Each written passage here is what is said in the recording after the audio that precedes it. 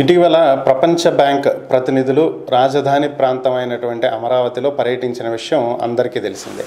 ఈ ప్రతినిధులతోటి ముఖ్యమంత్రి చంద్రబాబు నాయుడు పలు దఫాలుగా సమావేశం అవటం కూడా జరిగింది.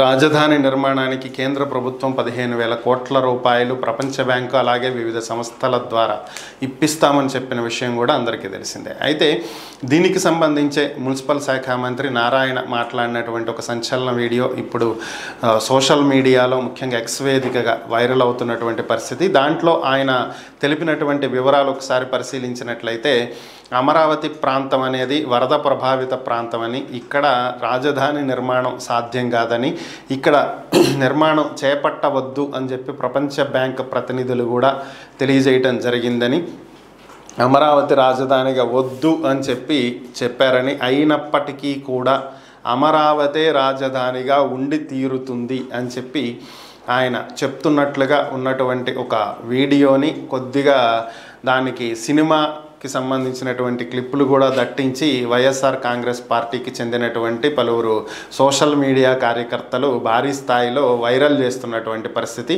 మరి నిజంగానే ప్రపంచ బ్యాంక్ ప్రతినిధులు ఇదే రిపోర్టు ఇచ్చారా?